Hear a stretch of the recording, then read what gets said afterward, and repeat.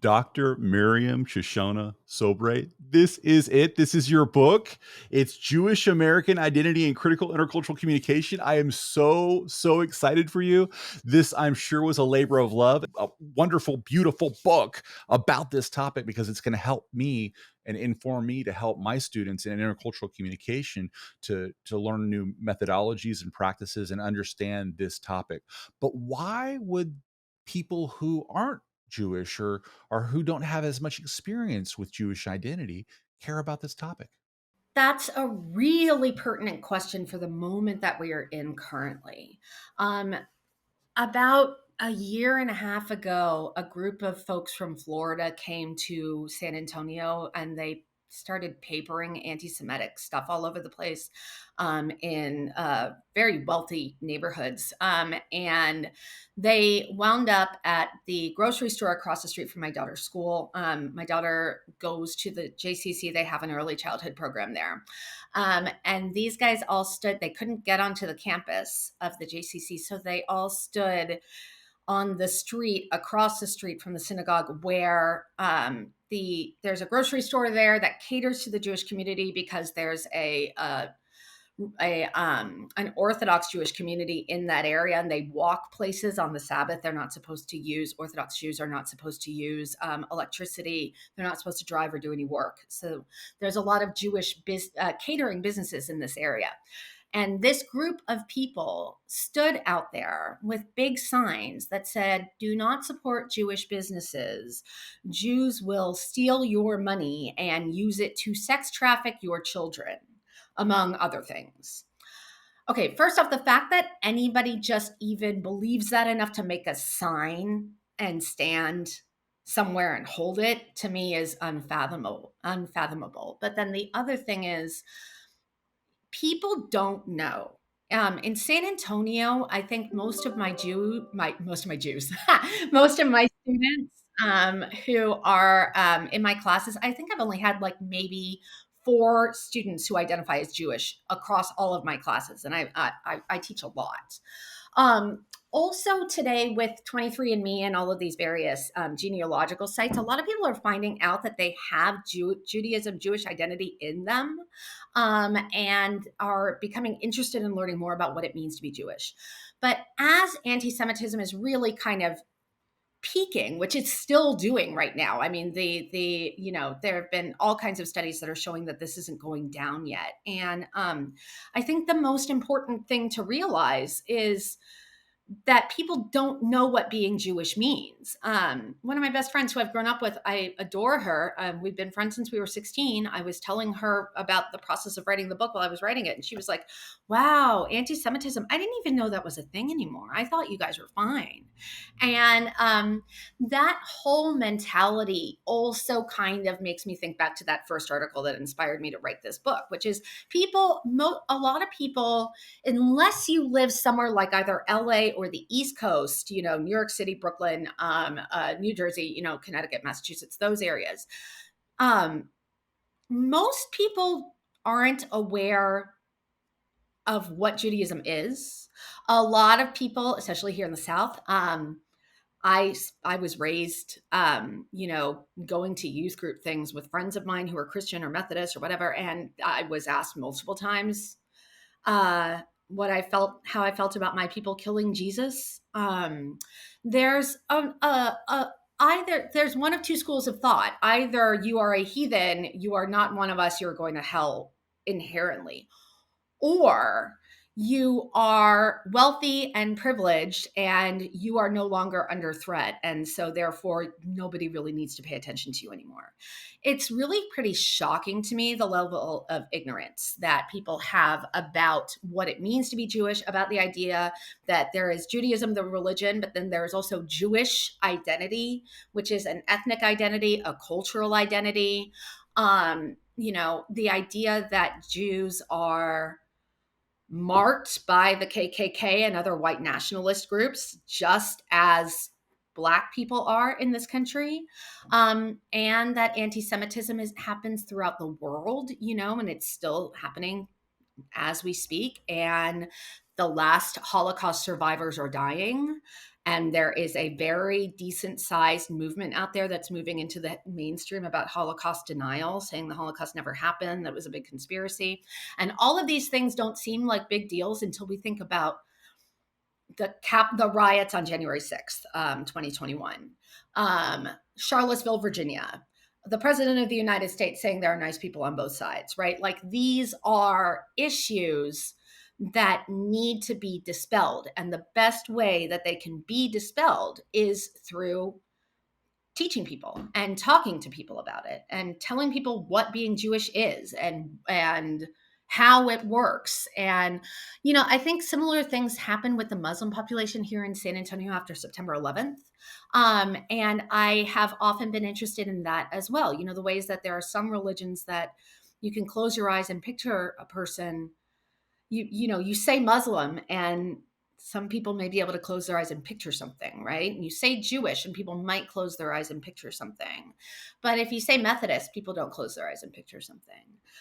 So I think anything that we can do to draw attention to us, not in terms of, oh God, we're Jews, everybody hates us, we have guilt, blah, blah, blah, but in terms of like, this is what it means to be Jewish. You don't necessarily have to practice in a synagogue to be considered Jewish. Um, Anti-Semitism occurs regardless of religiosity, right? Like, this is what people consider a dirty blood issue, right? And so, while Judaism and Jewishness aren't necessarily a race, I don't necessarily believe that. I do think that people do not realize the extent to which bigoted behavior targets Jews along with other non-dominant groups. Why should those of us who are not a part of this world be interested in reducing uncertainty with those that are a part of this world? We do not live in a country that has a dedicated religion, right? Even though the majority of US Americans may identify as Christian or some form thereof, there are so many people in our country who are not Christian, who identify as other things. And I mean, the monotheistic, Judaism, Islam, and Christianity, but there's also, Zoroastrianism and Buddhism and Hinduism and atheism and all different kinds of dogmas.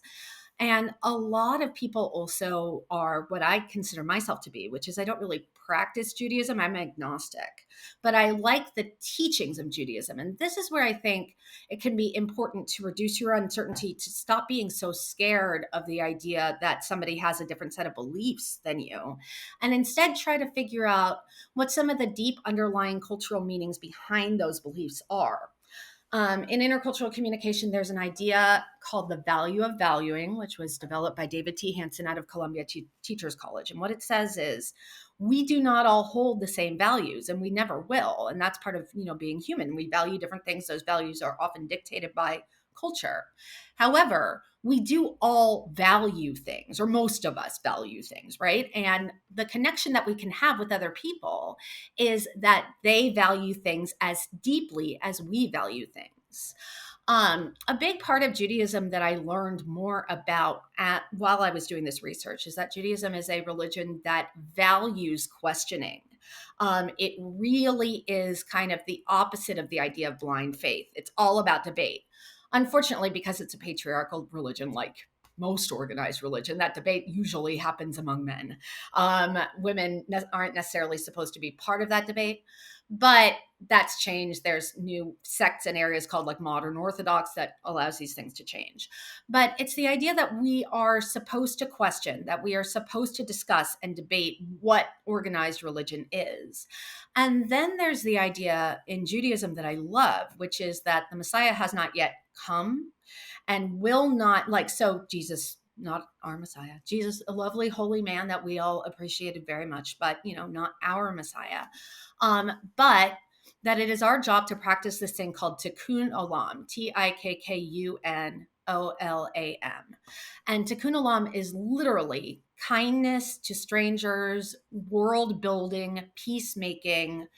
It's the idea that until we can build a world in which everyone is overwhelmingly at peace with one another, even though people are different, the Messiah won't come, right? And so this is a utopia. This is not necessarily something that you can ever strive, like really achieve. So there's none of this punishment, right? There's no purgatory and punishment, heaven and hell. It's almost more analogous to maybe sort of Buddhist ideas of nirvana, or again Marxist ideas of utopia. It's an unachievable dream, but one that we have a moral responsibility to work towards.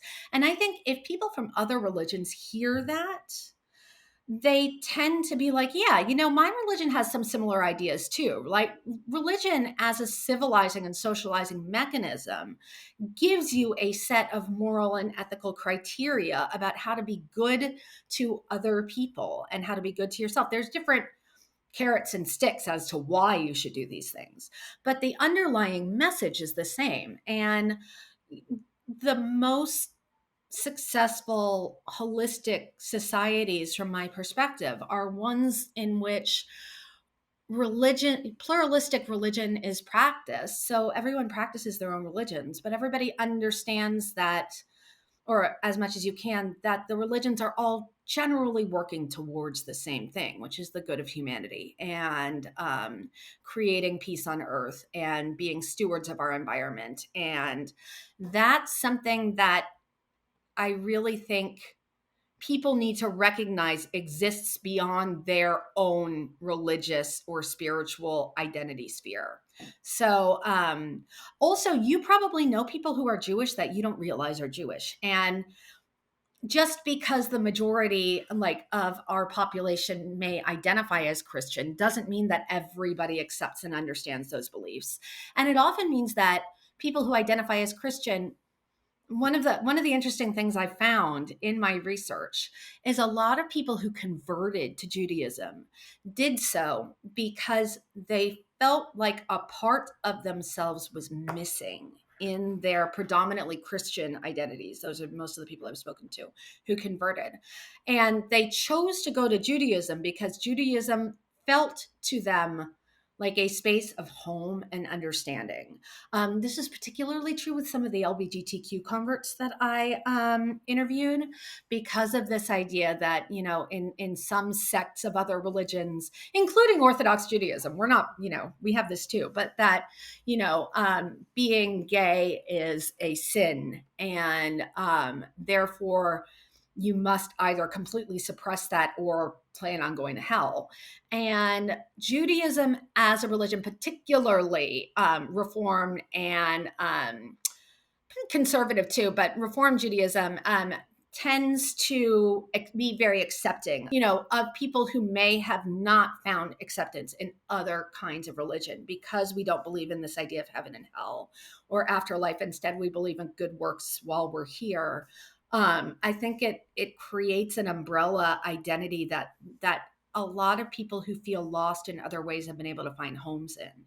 So, yeah, I mean, I think it's just an important thing to understand that there's multiple different perspectives and ways of being in the world, and that we should be interested in those because we're surrounded by people and we don't know all of their stories. So, how do we learn more? Just talk to people and start paying attention to the idea that just because somebody believes something different from you doesn't mean that they're wrong or that you're wrong. It just means that they're different beliefs.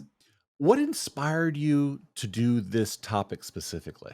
I'm from San Antonio originally. I was born and raised here, and my family is East Coast New York Jews on my mom's side, and I grew up in the Jewish community here, but not really feeling like I fit in because I had a single parent. We didn't have, this sounds totally stereotypical, but it was my experience. We didn't really have as much money as some of the other members of the community. But also, San Antonio is a majority Latinx culture. And there were Jews who went to my synagogue and who went to other synagogues. There's actually 4 synagogues here in San Antonio. There were 3 when I was growing up, which is a decent amount, considering we're not on the East Coast. And I knew people who were Jewish who were Latinx, and I knew people who were half Jewish, half Catholic.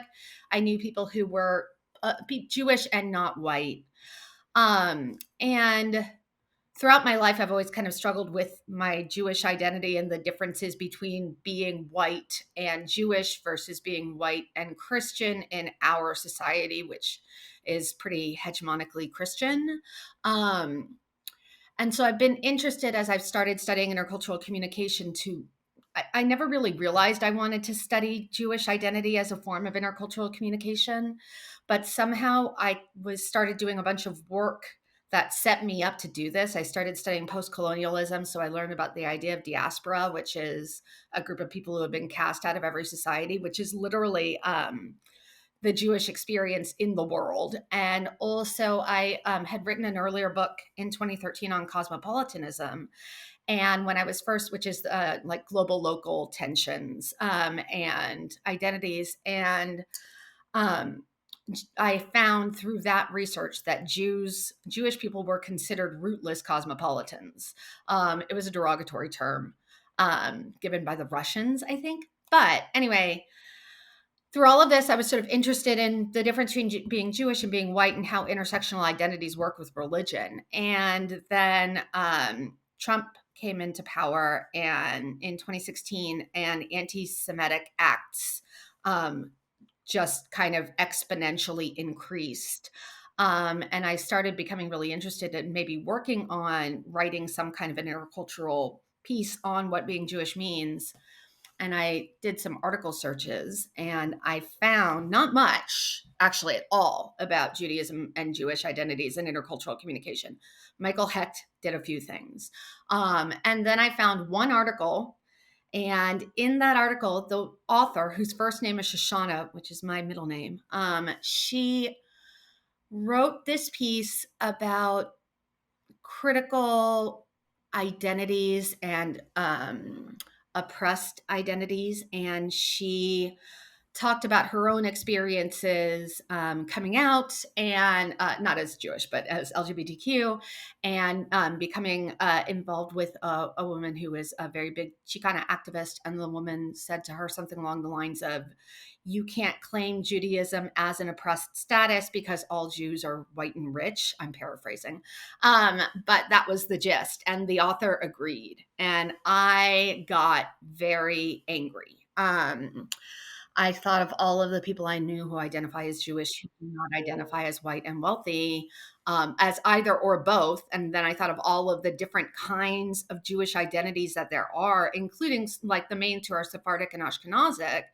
Sephardic and Sephardim are Jews who were expelled from Spain, Portugal, and the Netherlands in the Spanish Inquisition. And a lot of those folks went to South and Central America and identify as Hispanic. And so, I mean, even just so, yeah. So I found myself sort of suddenly in a position where I didn't have any money and I didn't have any time, but I had all of the tools to be the person who can be writing about this topic. So I decided to go for it anyway. And I got a book contract very quickly, my first try. And I figured, all right, well, carpe diem, let's do it now. So yeah.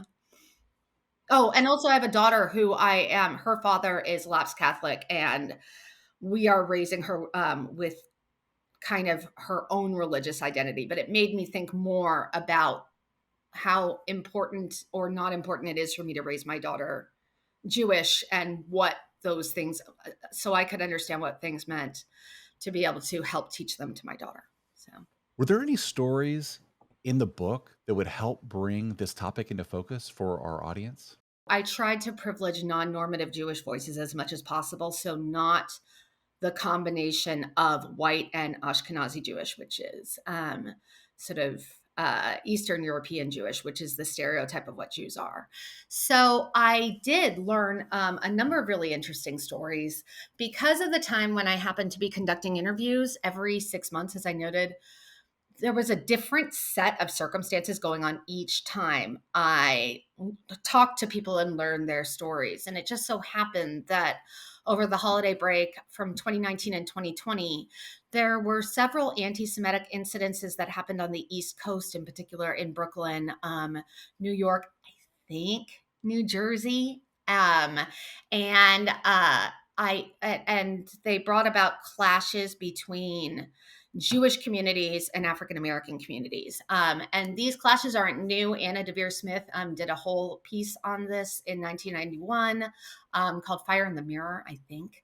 That was all about the ways that Jews and Blacks clashed in Brooklyn in the early 1990s. Um, I just also so happened to be interviewing three participants who all identified as African American and who all lived on the East Coast at that time and who were all Jewish. And in particular, I talked to one woman who is the head. She's not the she's the president of her synagogue in Brooklyn. And she was talking about the really difficult tensions that she and her family experience being a combination of Black and Jewish. And I heard this actually from other friends, including a friend of mine I'd known since we were 14. We ran cross country together. He was also Black and Jewish, talking about when you go to synagogue and you're Black. Even this woman who was the president of her synagogue, so she was known, people always made the assumption that they didn't belong there, that either that they weren't actually authentically Jewish, that either they'd converted or they had been adopted, which was not the case in any of these scenarios. Meanwhile, people who were dealing with the kind of tensions between anti-Semitic acts and racism, and going against the same, like sharing the same resources, meant that people who identified as African American and Jewish were experiencing a lot of pull on both sides. Jews saying you are too Black to be authentically Jewish. African Americans saying the Jews don't support us. You cannot identify as Black and also be Jewish. So just listening to all of these people talk about these difficult tensions at that point in time was a really kind of interesting thing, and it really brought home to me the idea that in our country, because we're such a diverse, pluralistic country, and theoretically we're one that believes in freedom of religion, and somehow our non-dominant group members, rather than necessarily being encouraged to stand up to the dominant wealthy society, the sort of white Anglo-Saxon Protestant society, instead are kind of pitted against each other for the same resources. So the idea of within group stereotyping and then between group stereotyping was something that really came up often, and it was very intriguing because, you know, group members who don't have the majority group's resources, it always strikes me, if we could work together, we could be a larger kind of rallying cry. But instead, we all tend to fight amongst each other and can't seem to get together because of power systems that are in place. And so yeah, so that was really eye-opening. And then I have one other really funny story, or not really funny, haha, but I interviewed a local rabbi. He is not in San Antonio anymore. But the other thing that's really difficult when you're talking to Jews about Judaism is talking about Israel. Israel is a hot button issue. It divides us. It divides our political perspectives because U.S. American conservatism, evangelicalism is really linked to the religious right and to support of Israel. But basically, what happened was I talked to a rabbi and I said, "Hey, look, you know, how is it that you can support Israel when what I see as Israelis doing, Jewish Israelis doing to Palestinians under, you know, the leadership of Netanyahu, is not unlike the things that other cultures have done to Jews?" And I found that really problematic. And I was just like, so how do you square supporting Israel and your progressive Jewish identity? Because Jews do tend to be progressive, education focused. There were, you know, a lot of Marxist Jews, right? So a lot of like sort of rise up and cast off the shackles of oppression stuff, kindness to strangers, all of this. So I was like, how can you believe in that and then also support a country that's engaging in these acts? And he was like, well, It was amazing. He was like, well, I figure the evangelicals, and I mean, this was not his exact words, but basically he said the evangelicals are going to, they need to be invited into Israel by the Jews in order to, for the rapture to be able to happen. And he was like, so other things that evangelicals often put their money towards are things like, this was before Roe v. Wade got overturned. So are things like, abortion, and other kind of right wing causes. And he was like, so they could be putting their money there, or they could be giving their money to the Jewish community. And what we are banking on is that we're backing the right horse and there will be no rapture because that's not part of Judaism. And so if, we invite, if evangelicals give us money to support Israel, and the rapture happens and we all get sent to hell, well, then that's kind of on us, because we backed the wrong horse, right? Because we were wrong this whole time. We should have been thinking this other way, etc. And but what given our belief system, that is not going to happen, and that is how he was able to ethically allow himself to campaign for Israel and also be rather progressive, which I don't know if I agree with, but as sort of a psychological or rhetorical strategy, it was really great. So yeah. What other controversies did you encounter as you were trying to write the book and maybe even promote the book? Okay, so the rabbi who named me is a very well known Jewish scholar, and I really respect him a lot. So when it came time to publish, one of the things they ask you to do when you're publishing is contact people who know your work to write blurbs. This is how we get blurbs on the back of our books. I never knew this before. And so I was able to get a couple of intercultural scholars. I was really excited to get them. But I also decided to ask the rabbi because he's been in my life for so long. I had interviewed him, etc. And he read through the introduction of the book and he said, "No, I'm sorry, I can't write for you." And I was like, "But I interviewed you for the book." And he was just like, "You are making points about Israel that I categorically disagree with and do not support. And for that reason, I do not want to attach my name to this publication."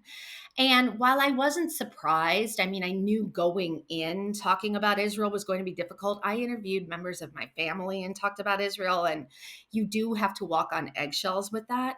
But I was a little bit like, I was a bit taken aback. I was like, I expected this from some people, but I didn't expect it from from our Reform Jewish rabbi, who's sort of a progressive, learned scholar. So when I saw that and learned about that, I realized I probably wasn't going to get a lot of action trying to promote my book through normal channels for Jewish authorship. The kind of research methods that you use to do this book could probably be very useful for our audience who not only wants to do intercultural research, but learn things about other things. Can you speak a little bit about the methodology that you used as you were digging into this topic? I am a horrifyingly slow reader, which is amazing. I'm actually a really fast writer, but a really slow reader. So I started off by I found this podcast. I love podcasts, and I found this amazing podcast by this guy named Ruderman that is Jewish. Jewish history and from the 16th century to the 20th century, and I listened to it when in the summers, like when I was walking in the mall because it's 1,000 degrees here. And as I learned about that, I realized that there was a whole lot about Jewish history that I didn't know, and so the first two chapters of the book are really focusing in on tracing the trajectory of Jews as they migrated to the United States. And while there are a lot of histories out there about how Jews have migrated to Israel, there are, as far as I could find, were no definitive histories about how different Jewish groups all migrated to the US. And so in developing that background, I was able to kind of organically tie in diaspora, some of the critical intercultural issues, cosmopolitanism, things like this into the book. But it also gave me the background to be able to write the research questions and the interview questions. And so for this kind of work, it's qualitative scholarship, and I mean, I'm a qualitative researcher. I've never not been a qualitative researcher, um, but and I love interviewing because I love talking to people and hearing their stories. I think that that's probably my favorite part of research. Um, but I really didn't. Again, there are so many books out there about Judaism that are about the Holocaust. There are so many books out there about Judaism that are about the way that Jews are oppressed in the world, and the Holocaust is like the big example of this. And but none of those, or very few of those books, talk about these non-normative Jews. So Mizrahi Jews, which are Jews from the Middle East, Sephardic Jews, I've already talked about. Ashkenazi Jews, but people who are maybe converts, people who are, different levels of Judaism, etc. And I really found myself wanting to target non-normative Jewish groups. So I had to spend a lot of time in the recruitment process. And sampling and recruitment are the kinds of things that we tend to think about with quantitative research, but we don't think about them in the same way as qualitative research. I didn't want a random sample. 85% of existing Jews in the world right now who are practicing are Ashkenazic, right? There's Ashkenormativity. This is a big thing. Mainly, Ashkenormativity, sorry, is the idea that all Jews are white, Eastern European, and then part of that is also evolved to wealthy, highly educated, etc. And I think that though their stories have been told plenty. So I wanted to talk to people who had different kinds of stories. So I started off just going into social media and being like, hey guys, like I'm interested in doing this research. Does anybody know people? I'm part of a single moms in academia group. I'm part of an academic moms with babies born in the same year as my daughter's Facebook group, and on some social justice groups and things like that. So I went to all of these groups and was able to start sort of snowball sampling.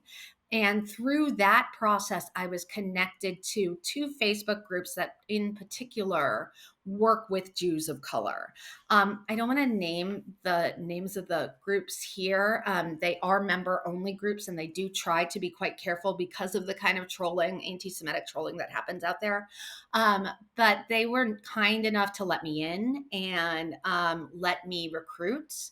And I was able to find so many really engaging and interesting Jewish identities, East Asian, um, Sephardic from New Mexico, Latinx,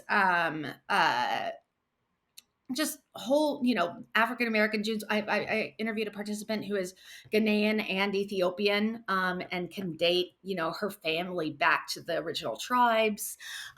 So yeah, so I mean, I think the process of it was like almost the opposite of random sampling. It was particularly trying to privilege voices that don't ordinarily get heard.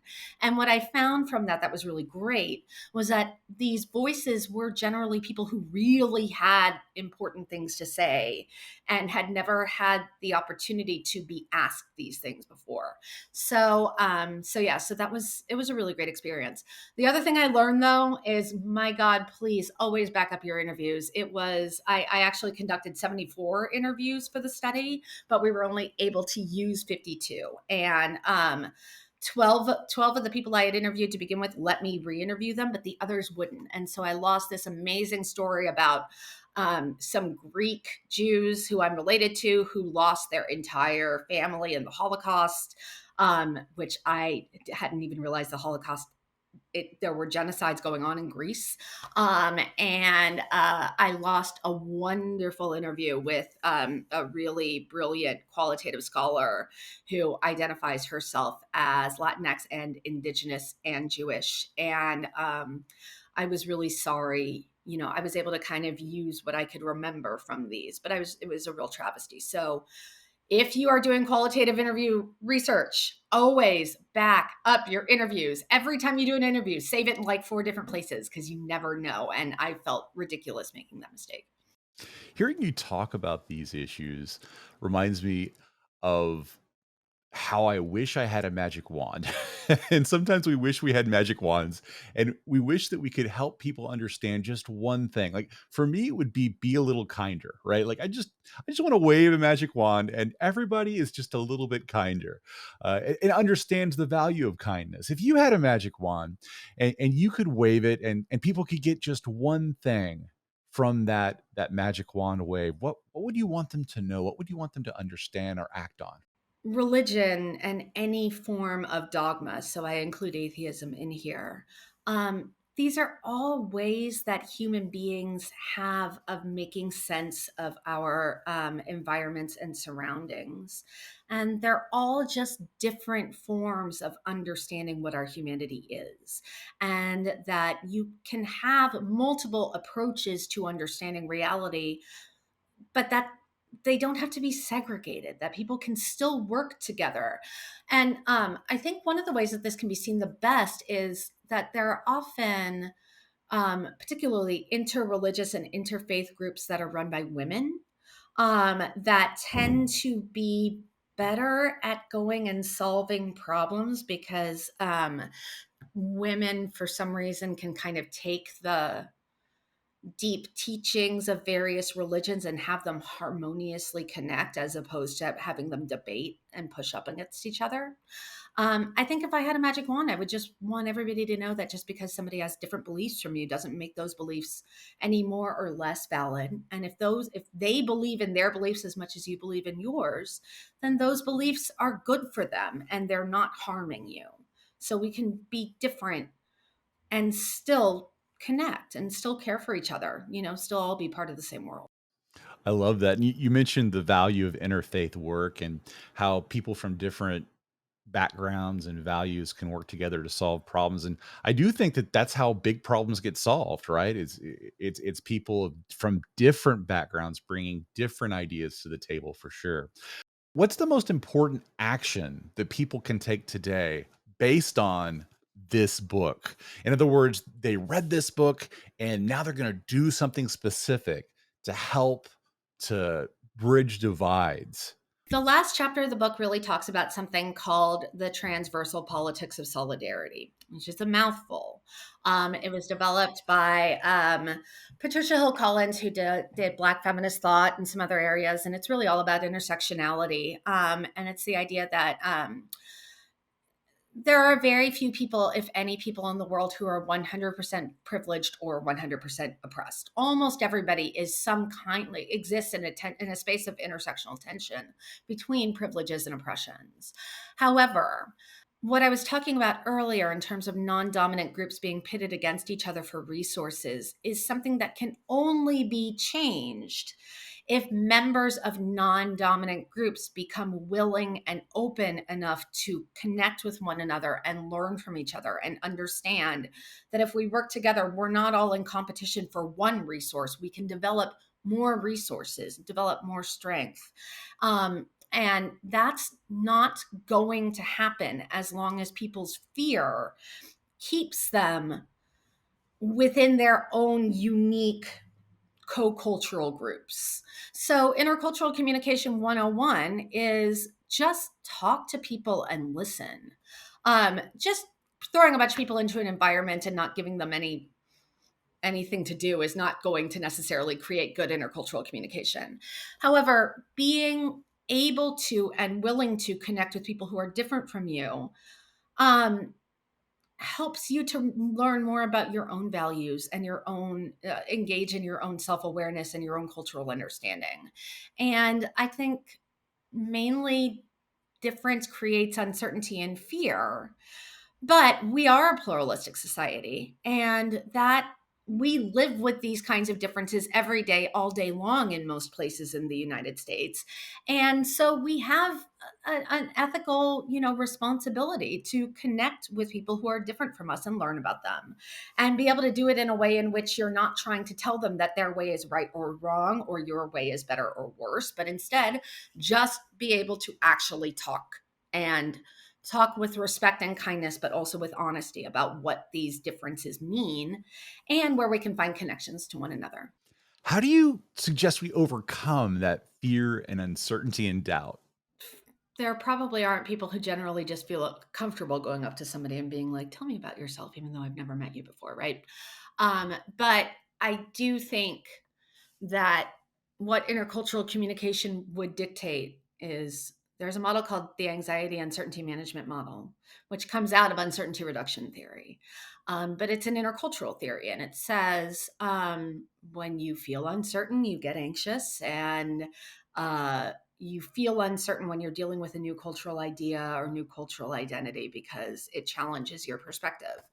Um, but really, the best way to get past that is to engage in uncertainty reduction. And people tend to do that in two ways. Either they jump in and start to talk to people and make connections, or they go back into stereotyping, what I call these peopling. And I think the best thing that we can do for one another is to talk and listen carefully. I think just talking in general, like I try to talk about Jewish identities in my classes when I can, because I don't think that my students understand a whole lot about this. I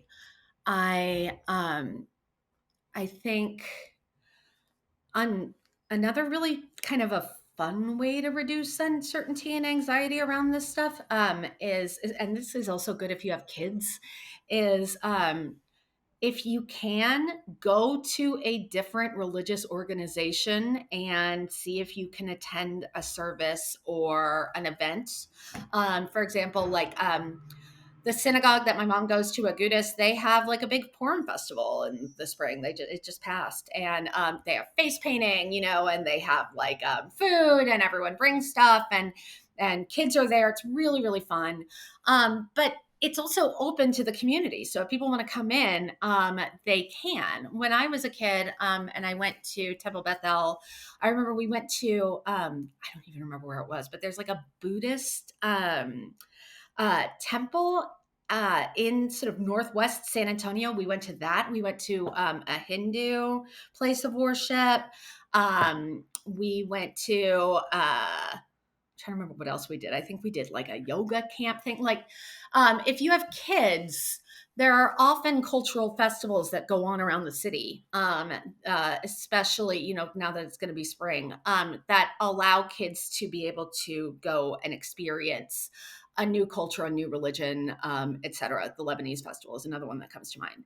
Going to these kinds of little events, they seem like a silly thing, but if you just show up and start paying attention, you can learn very quickly that, all kids love running around and getting their faces painted regardless of their religious background, right? And eating like yummy, snack food and playing games. And these are things that allow bridges to be built where you can connect with people who are different from you, but not have to do it in a way in which you are, just because you are talking to somebody about difference doesn't mean that they're trying to convert you. And Jews in the past, I think we've been a quite an insular society because of the way that we've been treated by a lot of the other big societal groups. But I think that insularity comes with a lot of communities that have been mistreated. And so getting the opportunity to engage in fun ways with other cultural groups can help with that. Also, I know there's a movie out. What is it called? Steven Spielberg is nominated for a movie that he did, The Fablemans. The Fablemans. Yeah. I haven't seen it yet, but I've heard from a lot of people who have seen it who are not Jewish that movie is a really great way to help them understand a little bit more about Jewish life beyond Woody Allen, for example, or Seinfeld, right? Um, Ordinarily, I'm not a big advocate of like, oh, watch a movie and then eat a meal from that culture. But, I think that there is something to be said for, sometimes there are really good texts that come out that allow us access into the lives of groups of people who are different. Um, I know there's also just, uh, I think a lot of opportunities. I think there's a lot of youth group opportunities, youth group exchanges, things like that. But yeah, it really just, I mean, the JCC has a Holocaust museum. They have the Anne Frank Academy. They also have intramural soccer. They have all kinds of sports teams. They have a big swimming pool, like all this stuff. Like go and hang out, and people want to talk to you. It's a very open kind of a place. I think if we move away, like, and I can't believe I'm saying this because I'm super political, but if we move away from politics a little bit in terms of our belief systems and just talk to people about their ethics, their values, how they get through the day, what being nice means to them, things like that you can establish so much more of a connection, and it's so much less scary than it seems to be. So yeah, that's what I would say. And more bookstores should freaking carry my book and then have me come speak. So the Fablemans, are there any other like meals you might suggest that might help people? The Hayden is like this super kind of hipster, like a diner place. It's over by the Whitty Museum, but they do a lot of authentic Jewish food. There's actually here in San Antonio, I would highly recommend, if you can afford it, if you have like a little wad of cash to spend on a meal, going to Ladino. Ladino is a restaurant in the Pearl. It is brand new. We actually went there to celebrate my book coming out. Ladino is a linguistic loss of Spanish and Portuguese, depending on where you are, and Hebrew. And it's a pidgin language that came about again from diaspora that was originally developed, in the Spanish Inquisition. Most people don't know this. Most people know the term Yiddish, right? Yiddish is what, well, we all have parts of Yiddish vocabulary that we can use in our day to day conversation. Like I'm gonna schlep something, or like means I'm gonna carry a heavy load, right? Or mishigas is when my mom uses, it's like when someone's acting crazy, they have mishigas. Like, kvetching is complaining, right? Even though Yiddish is in some people think Yiddish is a dead language. It's not. It's coming back, but there's a lot. People know a lot more Yiddish than they realize, right? Ladino is a language that is not as well known, but the restaurant is opened up by a local chef who is a Sephardic Jew and has all of these intercultural things. And the menu, it's like Mediterranean food. The food is really fantastic, and it's really steeped in the kind of Jewish Sephardic culture, which is not what is usually the Jewish culture that people think about. Although that's really interesting because, like Houston, Texas, for example, has a really big Sephardic synagogue, so there's a large Sephardic population who live there.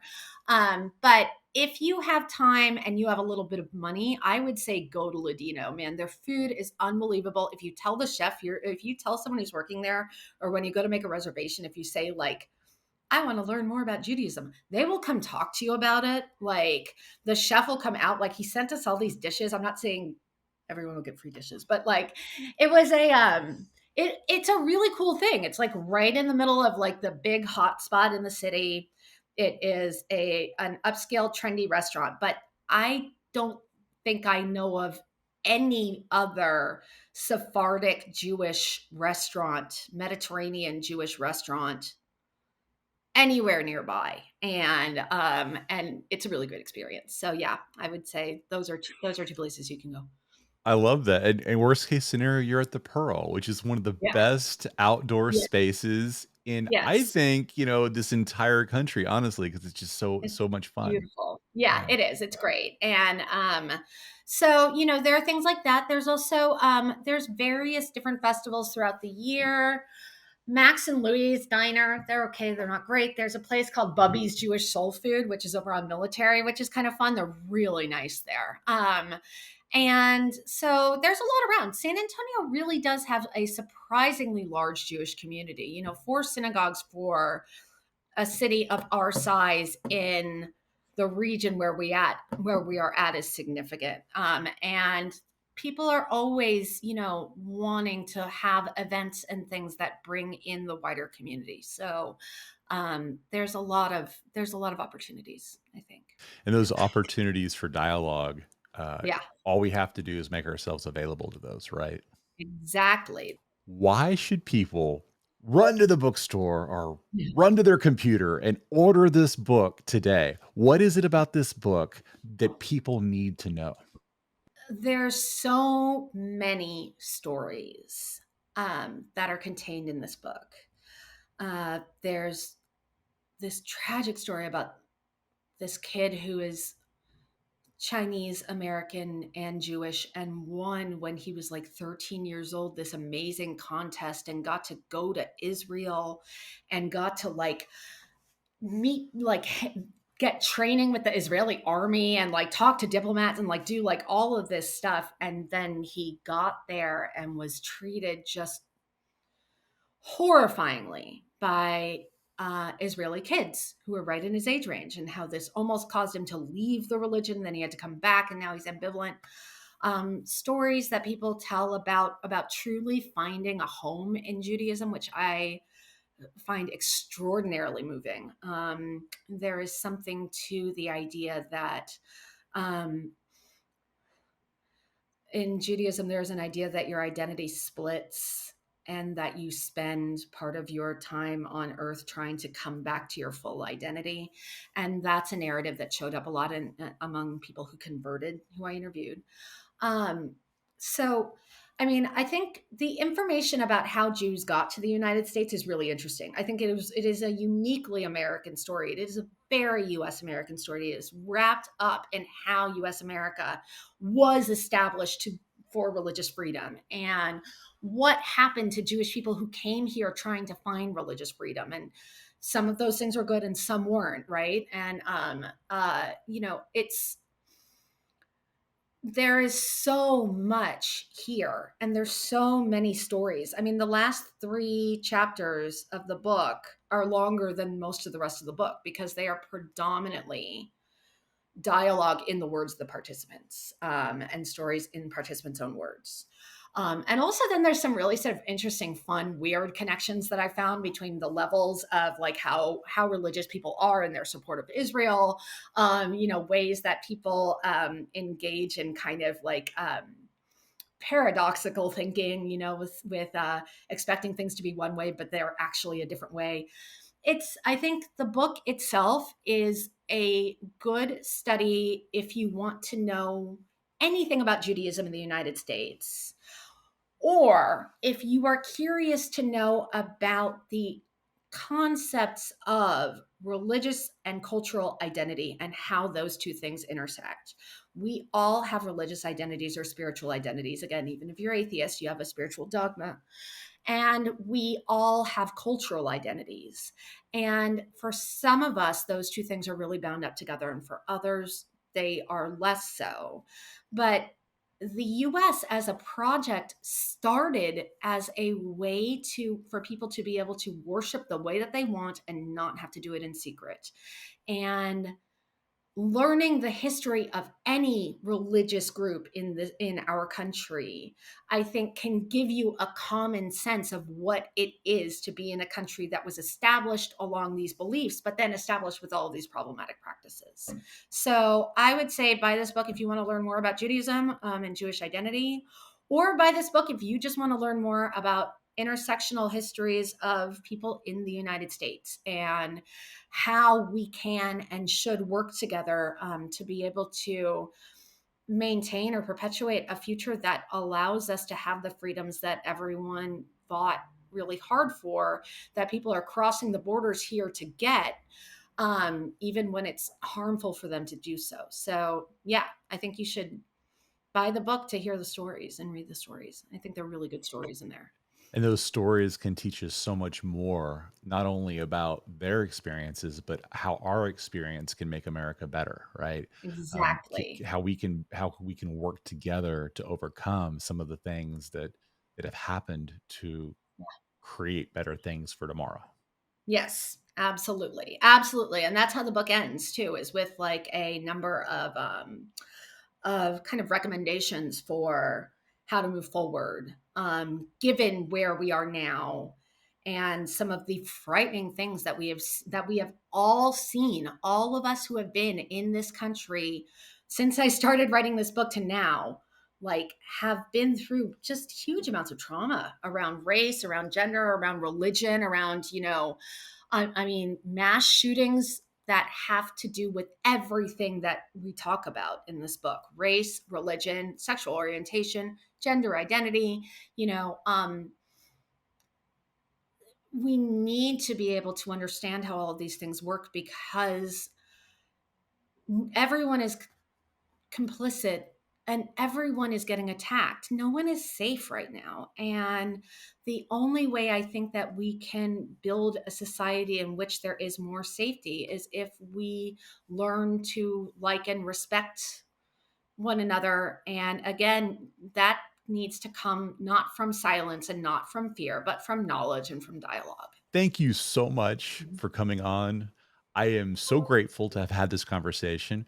Where can people find the book and where can people find you online? You can find the book. The publisher is Lexington. If you go to rowan.com, rowan.com, you can find it. Also, you can just Google Miriam Sobre Jewish Identity and it'll come up. It is on Amazon, it's on Barnes and Noble, it's on all of those places. You can get the ebook. It's, as far as I know, not carried at any local bookstores. But if you want it to be, go to the Twig, go to Nowhere, go to places like that and say, hey, I've heard about this book, Jewish American Identity and Critical Intercultural Communication. I would like to buy it in a hard copy. Can you get it for me? Because I want to get it into actual bookstores here where people can get a hold of it.